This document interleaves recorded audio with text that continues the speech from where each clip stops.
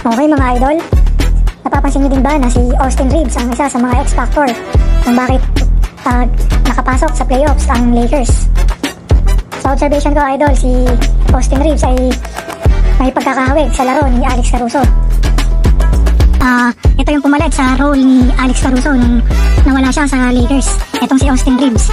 Well, deserve naman din ni Austin Reaves ang kanyang playing time at nagiging exposure ngayon sa NBA dahil nakakapag-deliver siya mga idol. Kung mapapansin nyo ngayong playoffs, parang wala siyang kaba na nararamdaman sa kanyang laro. Parang ganun pa rin ang kanyang pinapakitang performance kung ikukumpara natin sa regular season. Isa talaga sa pinakamalaking contribution ni Austin Reaves ngayong season ay nung na-injury si LeBron James. Nung na-injury si LeBron mga idol, alam natin sobrang naghahabol na sila ng panalo para makaabot at least sa play-in tournament, hindi man sa playoffs. Sobrang nag-step up si Austin Reaves sa binigay sa kanyang role na na-i-feel ang pagkawala ni LeBron James mga idol. Doon pa lang sobrang masasabi na natin na malaki talaga ang potensyal ng batang ito at hopefully sa mga susunod na season nasa Lakers pa rin siya.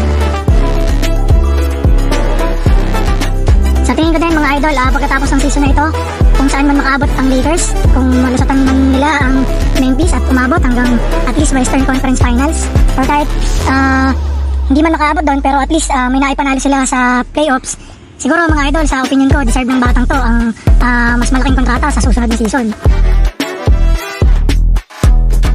Bukod kay Alex Caruso mga idol, ang isang player pa na nakikita ko na medyo may pagkakahawig sa laro ni Austin Reaves ay si Luka Doncic.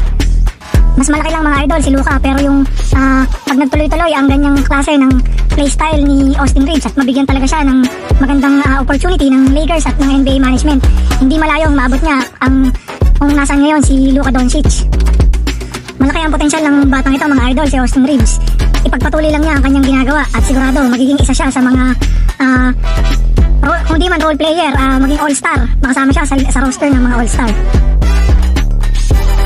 Believe talaga ako sa nilalaro kay Austin Reaves ngayon mga idol, from undrafted na player. Ngayon isa na siya sa most reliable player ng Los Angeles Lakers. Lalo na ngayong playoffs, sobrang ganda talaga ng pinapakita ni Austin Reaves. Lalo na first time niya na makapaglaro sa playoffs, pero grabe yung level ng play na pinapakita niya. Walang kaba-kaba mga idol. At yun nga, nabigyan na siya ng starting role ng Lakers. Sana idol, maging maganda ang relasyon nila ni Austin Reaves sa Lakers management para hindi siya magaya sa ibang player na nakitaan ng potential noong una at naging trade package lamang mga idol, kasama sa trade package para makakuha ng mas magagaling at malalakas na players. Ilan dito mga idol na masasabi ko na naging ganun ang sitwasyon ay sila Julius Randle at si Jordan Clarkson.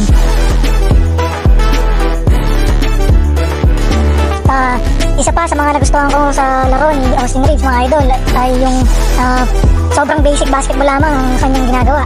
Wala na masyadong art sa dribble, crossover, layup. Kasi mga idol sa basketball, importante naman ma-shoot yung bola eh. Wala naman punch yung pure dribble at kung ano-anong fancy na ginagawa pag ili-layup. Mas kasi ako mga idol eh, mas na-appreciate yung mga ganong playstyle. Yung walang kung ano-anong ginagawa. Basta i-apply mo lang yung basic fundamentals ng basketball tapos maging effective ka. Pwede ka nang maging superstar.